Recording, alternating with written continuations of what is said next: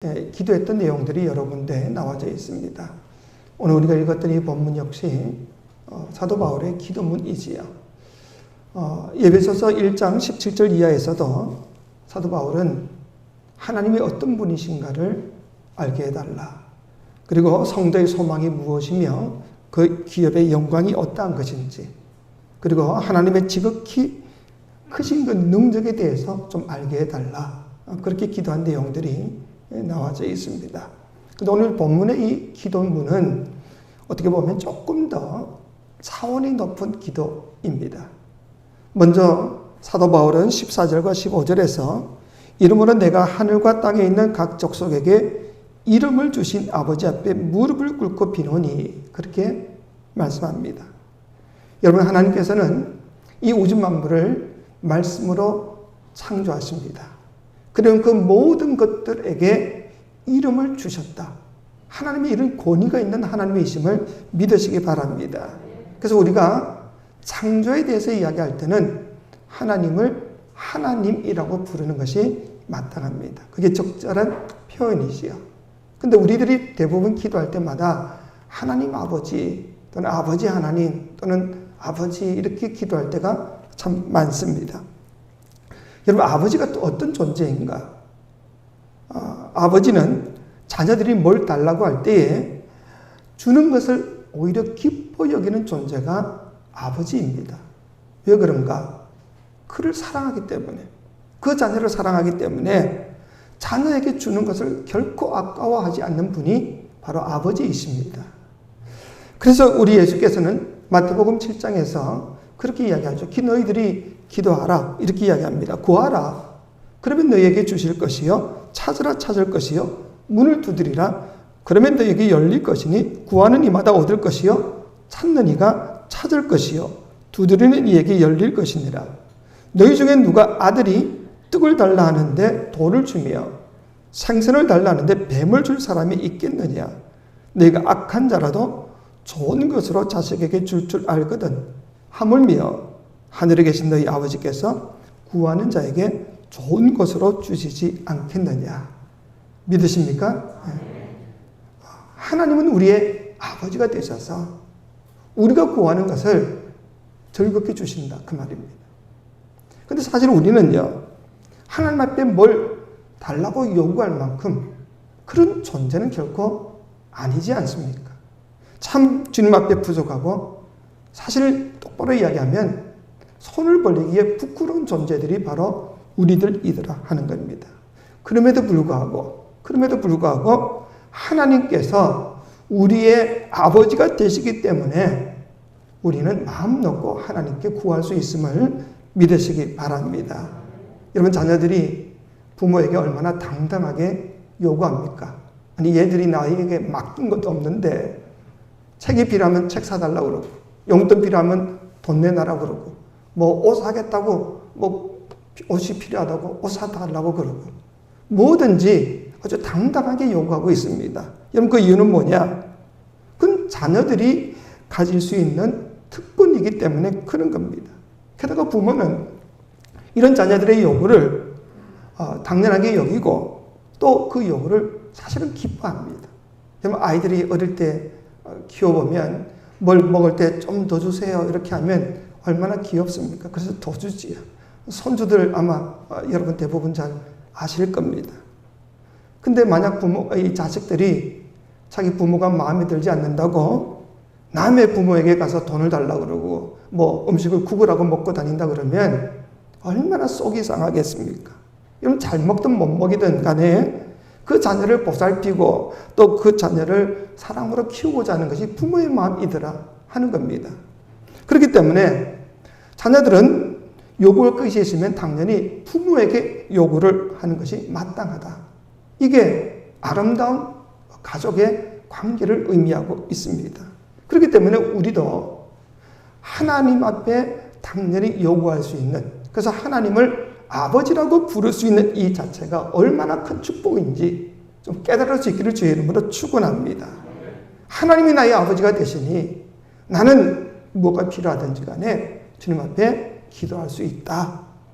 여러분, 그렇기 때문에 이런 마음을 가지고 늘 주님 앞에 기도할 때마다 좀 당당한 마음으로 기도하시기 바랍니다. 그렇다고 해서 교만히 기도하라는 것은 아니고 하나님께서 정말 나의 아버지가 되심을 믿는다 그런다면 그 주님 앞에 나아가서 나의 연약함과 부족함과 해결할 모든 것들을 내어놓고 기도하라 그 말이지요. 그건 우리가 당연히 누릴 수 있는 특권이기 때문에 그런 겁니다. 그래서 우리는 결코 이 세상을 살 때에 나약하게 살 필요가 없는 겁니다. 세상에 시시한 것들 때문에 그게 무슨 물질이든 인간관계이든 무슨 질병이든 어떤 것이든지 간에 여러분들의 어떤 문제가 있으면 그걸 가지고 주님 앞에 나가서 기도하라 그 말이죠. 그걸 가지고 혼자서 끙끙거리고 마음 아파하지 말고 담대한 믿음을 가지고 나의 아버지가 되신 하나님 앞에 내어놓자 그 말입니다. 그런데 기도할 때는요, 좀 바른 자세로 기도할 필요가 있습니다. 여러분, 기도하는 태도를 가만히 보면 그 사람의 신앙을 우리가 알 수가 있습니다. 우리가 처음 예수를 믿을 때는 참 어떻게 겸손히 두 손 잘 모으고 그리고 머리를 숙이고 그렇게 겸손하게 기도하죠. 우리 선조들이 와서 기도할 때 보면 두 손을 딱 모으고 머리를 숙이고 그렇게 기도하는 모습들을 종종 봅니다. 근데 조금 신앙을 가지다가 보면 우리 자세가 점점 어떻게 보면 거만해집니다. 손도 모으지도 않고 머리 숙이지도 않고 어떤 데는 등을 뒤에 기대고는요. 아주 그렇게 기도할 때가 참 있습니다. 여러분, 만약에 자녀가 부모에게 뭘 요구할 때에 호주머니에 손을 푹 찌르고 그리고는 건들거리면서 아빠 나 돈 좀 줘봐. 그러면 있는 돈도 주기 싫을 겁니다. 근데 겸손한 마음을 가지고 정말 주님 부모를 존중하는 마음을 가지고 와서 요청을 하면 돈이 없어도 빌려서라도 주고 싶은 게 아마 부모의 마음일 겁니다. 그렇기 때문에 우리가 기도하는 자세도 좀 조심할 필요가 있더라. 예전에 유대인들은 기도할 때 보통 세 가지 태도를 가지고 기도했습니다. 그 첫 번째는 이 유대인들은 먼저 서서 기도할 때가 있습니다. 오늘 본문에서 사도 바울은 무릎을 꿇고 그렇게 기도했는데 먼저 마가복음 11장 25절이나 또는 누가복음 18장 13절 이하에 보면 서서 기도를 합니다. 보통 유대인들은 그렇게 기도합니다. 두 번째는 스가랴 10장 1절이나 누가복음 8장 13절에 나타난 대로 엎드려서 기도할 때도 있고 또 다른 하나는 다니엘서 6장 10절이나 누가복음 22장 41절에 나타나듯이 무릎을 꿇고 기도를 한다. 이 기도는요, 아주 간절한 기도의 자세, 겸손한 기도의 자세를 의미하고 있습니다. 여러분, 엘리야가 갈멜산 위에서 바알을 섬기는 우상 숭배자들과 함께 850명의 우상 숭배자와 함께 하나님이 참신인지 바알이 참신인지 대결하는 장면이 나오지요. 그때 이 엘리야가 어떻게 기도합니까? 무릎을 꿇고 머리를 그 무릎 사이에 바꾸는 아주 기도합니다. 그게 간절한 기도를 의미하고 있지요. 오늘 사도 바울 역시 무릎을 꿇고 기도했다. 그 말은 하나님 앞에 간절한 마음으로 기도한다. 그 뜻입니다. 어쨌든 이 바울의 기도를 살펴보면서 우리의 기도와는 어떻게 다른가를 한번 살펴보자 하는 겁니다. 먼저 이 바울은 우리의 속 사람의 강건함을 위해서 기도하고 있습니다. 여러분, 우리 다 같이 16절 같이 한번 봅시다. 16절 시작.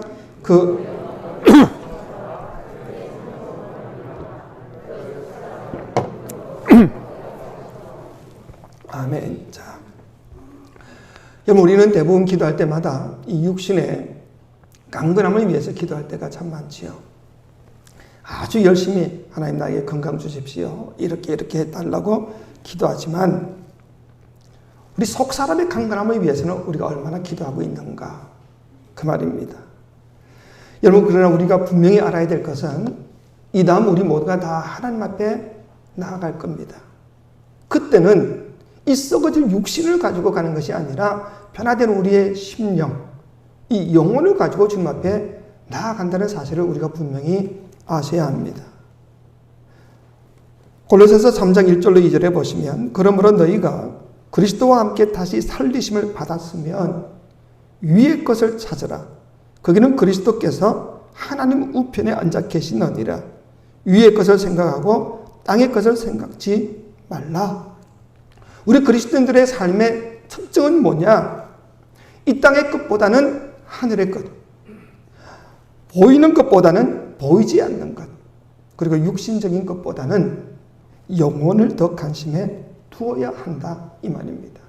왜냐하면 이 육신은 아무리 건강하다 할지라도 얼마 가지 못하면 반드시 문제가 생깁니다. 병이 들고 결국에는 다 흙으로 썩어져 버릴 육신이 아니더냐 하는 겁니다. 하지만 우리의 영혼은 영원한 겁니다. 주님 앞에 서는 존재가 우리 영혼입니다. 우리 모두 사는 날 동안 다 건강해야지요. 그래서 이 육신을 입고 사는 동안 육신의 건강을 위해서 기도하는 것은 반드시 필요한 것은 사실입니다. 하지만 그보다 우리의 심령, 우리 속 사람이 훨씬 더 중요하다는 것을 우리가 아셔야 합니다.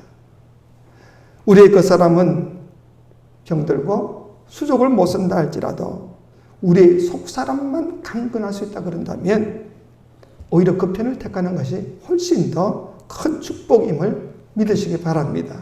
믿으시기 바랍니다. 그래서 내성마비로 온몸을 쓰지 못하는 송명희 시인이 그런 시를 쓰지 않습니까? 참 소경이 누구인가? 참 소경이 누구인가? 세상을 보지 못하는 사람인가? 아니라 주님을 보지 못하는 사람 아닌가? 당신은 소경이 아닌가? 안전뱅이가 누구인가? 이 땅을 걷지 못하는 사람인가? 아니라 주님께 가지 못하는 사람 아닌가? 당신은 주님께 가고 있나? 참 병신이 누구인가? 세상을 알지 못하는 사람인가? 아니라 주님을 알지 못하는 사람 아닌가? 당신은 병신이 아닌가? 육신의 장애가 아니라 우리 속 사람의 장애가 그게 바로 진짜 장애더라 이 말입니다. 근데 오늘 이 사도 바울의 이 기도는요, 믿지 않는 세상 사람들을 위한 기도가 아닙니다. 바로 믿는 예수 그리스도를 믿고 구원받은 우리 믿음의 성도들을 위한 기도입니다. 우리 성도들이 매일같이 조금씩 점점 강건해지기를 원한다. 지금 사도 바울이 이 기도를 하고 있습니다. 칼빈 선생님은 아무리 건강한 사람이라 할지라도 더 잘할 여지가 없는 사람은 하나도 없다. 완전한 사람은 아무도 없다 그 말입니다.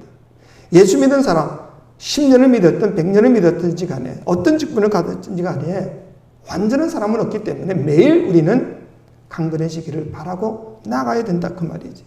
사도 바울이 빌립보서 3장 12절에서 이런 고백을 하지요. 우리 같이 한번 봅시다. 시작. 내가 이미 얻었다 함다 아니요 온전히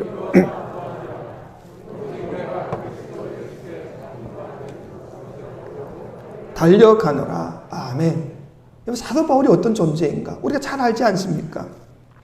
우리는 감히 따라갈 수도 없고 쳐다볼 수도 없는 그런 대단한 믿음의 성숙한 신앙의 소유자였습니다. 주님을 위해서 로마 시민권, 무슨 명예, 무슨 부, 자신이 아끼던 그 모든 것들을 다 배설물처럼 버리고 오직 주님만을 위해서 살았던 사람입니다. 주님을 위해서 자기 모든 것을 다 포기했던 사람입니다. 그렇다고 해서 그 삶이 편안했냐? 아니지요. 예수로 인하여서 수없는 죽음의 위기를 만나고 많은 고난과 역경을 견뎠던 분입니다. 그러다가 결국 순교까지 하시지요. 게다가 성경의 3분의 1을, 신약 성경의 3분의 1을 사도 바울이 썼던 것 아닙니까? 참 우리는 따라갈래야 따라갈 수 없는 대단한 신앙의 소유자입니다. 그럼에도 불구하고 사도 바울은 뭐라고 고백하고 있습니까? 나는 날마다 나아가고 있다. 달려가고 있다. 나는 그 믿음의 완성을 위해서 최선을 다하고 있노라고 고백을 합니다. 여러분, 그 모든 이유가 뭐냐? 우리의 목표는 목사가 무슨 장로나 권사가 아니라 예수 그리스도이시더라 이 말입니다. 바로 예수 그리스도의 온전하심, 그 믿음의 장성한 분량에 이르기까지 우리는 최선을 다해서 나아가야 된다. 그게 바로 사도 바울이 오늘 속 사람의 강건함을 위하여서 기도하고 있는 내용이지요. 근데 우리는 어떻게 이 속사람의 강건함을 이룰 수가 있냐? 그 비결이 17절에 나와져 있습니다. 여러분 17절 같이 한번 봅시다. 시작. 믿음으로 말미암아 그리스도께서 너희 마음에 계시게 하옵시고. 아멘. 예수 그리스도를 내 마음에 영접하고 믿음의 주여 또 온전케 하신 그 주님과 날마다 동행하면서 그 주님만 바라보고 살아간다면 우리의 속사람은 점점 더 강건해질 수 있음을 믿으시기 바랍니다. 주님이 나와 동행하시고 그 주님에 대한 확실한 믿음을 가지고 그 주님만 바라보고 살아간다 한다면 우리의 속사람은 날마다 강건해질 수가 있다. 이 말이죠. 두 번째로 사도 바울은 사람 가운데 뿌리가 바뀌고 터가 굳어지기를 기도하고 있습니다. 우리가 무엇보다도 신앙생활에 있어서 정말 중요한 것은 주님의 사랑에 그 뿌리를 박을 수 있어야 하는 겁니다. 주님의 사랑에. 여러분 세상의 사람들의 사랑은요 참 쉽게도 흔들립니다. 젊은 시절 때 여러분들 돌아보면 둘이 사랑할 때는요 겨울에도 춥지 않을 만큼 정말 뜨겁게 사랑하시. 그래서 도무지 떨어질 수 없다. 그래서 결혼을 합니다. 근데 막상 결혼하고 나서 보니까 알지 못하던 나쁜 습관도 있고 내가 그렇게 기대했던 사람이 아닌 것 같은 그런 생각도 들어서 실망스럽게 보이는 겁니다. 그래서 서로 다투기도 하고 토닥거리기도 합니다. 그러다가 애가 생기게 나면 애 때문이라도 그렇게 살아갑니다. 그렇게 점점 살아가다가 정이 붙어서 그냥 정 때문에 어떤 사람은 의리 때문에 살아간다. 이런 말도 있는데 그렇게 살아가게 되어져 있습니다. 하지만 하나님의 사랑은요 우리 인간의 사랑처럼 흔들리는 사랑, 이랬다 저랬다 하는 사랑이 결코 아닙니다. 성경에 의하면 단 한 번도 우리를 싫어버리신 적이 없다. 믿으십니까? 한결같은 사랑을 가진 사랑이 주님의 사랑입니다.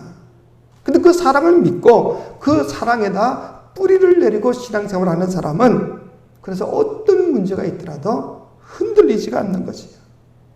시편 1편의 고백과 같이 시냇가에 심겨진 나무는요 절대로 흔들리지 않고 시절을 쫓아서 오히려 아름다운 열매를 맺을 뿐 아니라 그 잎사귀도 청청하다, 마르지 않는다, 멋진 신앙생활을 할 수 있다, 그렇게 고백하지 않습니까? 여러분 집을 세울 때도 마찬가지입니다. 견고한 기초보다 더 중요한 게 어디 있습니까? 아무리 무슨 좋은 설계사를 만나서 돈을 많이 주고 그렇게 좋은 설계를 했다 할지라도 좋은 비싼 재료들을 아무리 많이 썼다 할지라도 그 터가 튼튼하지 못하면 모래 위에 세운 집은요 금방 무너질 수밖에 없는 겁니다. 우리 신앙 역시 마찬가지다 그 말이지요. 우리 신앙의 목적이 무슨 직분이든지 사람들의 인정이나 인기라든지 세상적인 축복 이런 것 위에 세워진 신앙은 금방 무너질 수밖에 없습니다.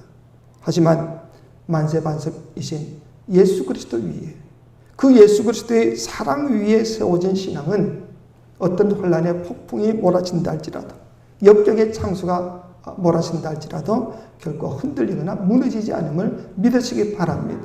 그래서 여러분의 신앙의 근거가 뭔가 깊이 살펴보십시오. 내가 이 교회를 다니는 이유가 뭐냐? 남들에게 인정받기 위해서, 직분 얻기 위해서, 아니면 하나님께 복을 받기 위해서 그게 아니라 하나님이 나를 얼마나 사랑하시는지 그 사랑 위에 터를 세우자 그 말이죠. 그래서 세 번째로 사도 바울은 이렇게 고백하죠. 지식에 넘치는 그리스도의 사랑을 알게 해달라. 그렇게 지금 기도하고 있습니다. 18절과 19절 우리 같이 한번 봅시다. 시작. 능히 모든 성도와 함께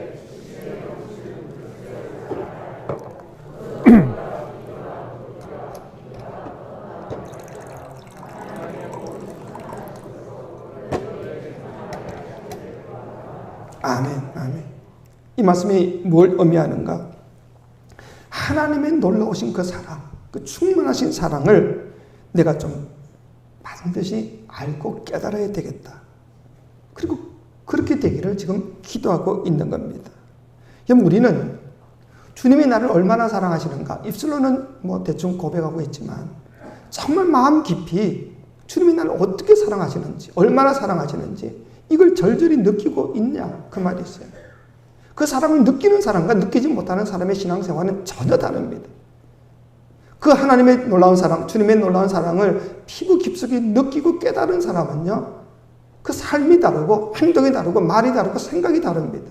그러지 못하면 전혀 온전한 신앙생활을 하기가 어려운 겁니다. 여러분, 그런 예와 예전에 많이 들어보셨지요. 화상으로 인하여서 얼굴이 흉측하게 된 자기 어머니를 늘 부끄럽게 여기는 한 여학생이 있었습니다. 근데 어느 날 이 아이가 도시락을 가져가지 않아서 엄마가 그 도시락을 들고 학교까지 갔습니다. 근데 이 아이가 엄마를 얼마나 부끄럽게 여기는지 누구냐고 물으니 우리 집에 식모라고 거짓말을 합니다. 근데 그 어머니가 그 소리를 듣고 마음이 참 아팠습니다. 근데 아이가 학교에서 돌아왔을 때 엄마가 이야기를 해줍니다. 자기 얼굴이 왜 그렇게 되었는지. 어렸을 때, 그 딸이 어렸을 때 엄마가 잠깐 외출하는 사이에, 아이는 집에 있는데 잠깐 외출하는 사이에 집이 불이 나버렸습니다. 모두가 발을 동동 구리고 있을 때 이 엄마는요, 물불 가리지 않고 집안에 그 불구덩이로 뛰어들어가가지고 아이를 건져내는 바람에 그냥 화상을 입어서 온 얼굴이 망가졌다는 겁니다. 그 이야기를 들었던 그 딸이 그날 이후부터 그 흉측하게 생긴 자기 어머니의 그 얼굴이 어느 누구보다도 더 예뻐 보이고 사랑스럽게 보였다. 바로 이런 겁니다. 주님이 나를 어떻게 사랑하셨고 얼마나 사랑하시는지를 깨닫는 사람하고 깨닫지 못하는 사람의 삶이 전혀 다를 수밖에 없는 겁니다. 주님이 얼마나 사랑하셨는가. 여러분, 성경을 읽을 때마다 얼마나 이것이 나를 위한 놀라운 사랑인가를 깨달으며 성경을 읽고 있습니까? 주님은 나를 위하여서 십자가 위에서 자신의 모든 것, 피와 물까지 다 쏟아내시고 수치스러운 죽음을 죽으셨습니다. 누구 때문에? 영원히 죽을 수밖에 없는 나를 위하여서. 이 사랑을 깨닫고 믿음으로 고백하는 자와 그러지 못하는 사람은 전혀 다를 수밖에 없지 않냐, 그 말이지. 그래서 오늘 성경에 보니까 그 사랑의 너비와 길이와 높이와 깊이를 우리가 분명히 알자, 그 말이지. 근데 사실 우리가 이것을 다 어떻게 알 수가 있겠습니까? 그럼에도 불구하고 이 놀라운 사랑을 알려고자 하지 않는다 그런다면 이보다 더 몹쓸 사람들이 어디 있는가, 그 말이지. 그래서 사도 바울이 지금 이 이야기를 하고 있는 겁니다. 너희들이 정말 주님을 얼마나 너희들을 사랑하고 있는지 피부 깊숙이 느끼고 생활하고 있냐. 그래서 아직 예수는 믿고 있다 그러지만 이 사랑을 깨닫지 못한 사람은 이 사랑에 대해서 분명히 좀 알게 해달라. 지금 사도 바울이 이 기도를 하고 있는 겁니다. 여러분, 그렇기 때문에 우리 사랑만 가지면 어떤 문제가 있더라도 흔들리지 않습니다. 주님이 나를 얼마나 사랑하셨는데, 내가 지금 아픔이 있고요, 고통이 있고, 질병이 있고, 문제가 있다 할지라도 주님이 나를 어떻게 사랑하셨는데 내가 이 조그마한 문제에 흔들릴 필요가 뭐가 있냐. 그런 생각을 가질 수가 있는 거지요. 여러분, 요셉처럼 억울한 인생 사는 사람은 아마 드물 겁니다. 다른 사람도 아니고 피를 함께 나눈 형제에 의하여서 노예로 팔려갔습니다. 얼마나 피눈물 나는 일입니까? 그것도 어린 나이에, 17살도 되기 전에 어린 나이에 그런 일을 당했습니다. 그리고는 또 편안했냐? 얼마나 또 억울한 일들을 많이 당합니까? 억울하게 감옥살이도 하고 여러 가지 문제를 만나게 됩니다. 그때마다 형들에 대한 미움이 얼마나 강했겠습니까? 그런데 성경에 의하면 요셉은요, 전혀 그런 마음을 먹지 않았습니다. 원망도 하지 않았습니다. 어떻게 할 수 있냐? 자기들이 한 짓이 너무 부끄러워서 이 요셉이 애굽의 총리 대신이 되었을 때 이 형들이 그 앞에 와서 벌벌 떨고 있지요. 그때 요셉이 뭐라고 고백합니까? 당신들은 나를 헤아려 하였으나 하나님은 그것을 손으로 바꾸셨습니다. 믿으십니까? 당신들이 어떤 일을 했든지 간에 사랑의 하나님은 나를 붙들고 사랑으로 이끄셨고 합력하여 손을 만드시기 위해서 그 모든 것을 하셨습니다. 이 말입니다. 나를 애굽의 총리 대신으로 만들어서 당신과 당신들의 자손들과 온 가족을 구원하시기 위한 하나님의 계획이었습니다. 그러니까 하나님의 사랑에 대한 조금 더 추호의 의심도 없었던 요셉의 믿음의 고백인 것을 우리가 알 수가 있는 것이에요.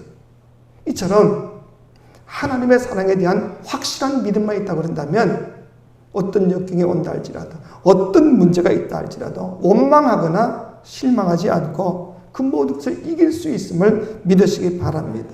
그래서 지금 사도 바울이 우리가 육신적인 무슨 건강이나 세상적인 물질의 복이 아니라 하나님의 사랑에 대해서 우리가 분명히 좀 알게 해달라. 그러면 이 세상을 이기고 승리할 수 있기 때문에 그것을 좀 알게 해달라. 지금 그렇게 기도하고 있는 것이에요.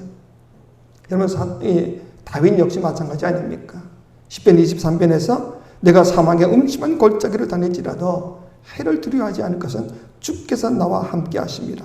주의 지팡이와 막대기가 나를 안위하시나이다. 다윗은요, 억울하게 나라의 공로자였지만 사울의 미움을 받아서 억울하게 도망을 다녔습니다. 수없는 죽음의 위기도 만났습니다. 그럼에도 불구하고 그 죽음의 위기 앞에서도 결코 두려워하지 않았던 이유는 하나님이 나와 함께 하시고 그리고 하나님이 나를 사랑하신다. 이 분명한 확신을 가지고 살았기 때문에 오히려 더 감사하며 살았던 것임을 믿으시기 바랍니다. 이게 사랑의 힘이지요. 사랑이 있으면 그래서 불구덩이도 사자굴 속에도 담대히 들어갈 수가 있는 겁니다. 주의 사랑을 깨닫는 자는 그만큼 담대한 믿음을 가질 수도 있고 행복한 삶을 살 수가 있는 거지요.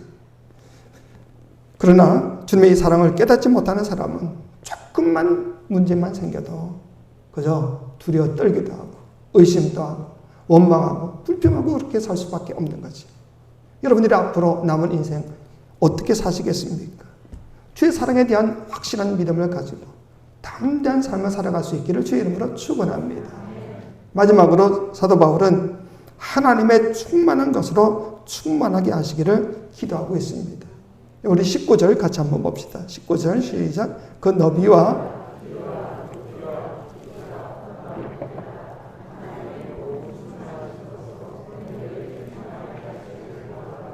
아멘. 우리 하나님은요, 째째한 분이 결코 아니십니다.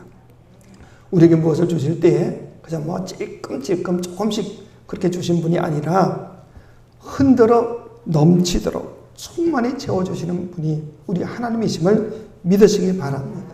그 사도 바울이, 다윗이 10편 23편에서 주님이 나와 함께 하시면 나는 부족함이 없습니다. 내 잔이 넘칩니다. 그렇게 고백하지 않습니까?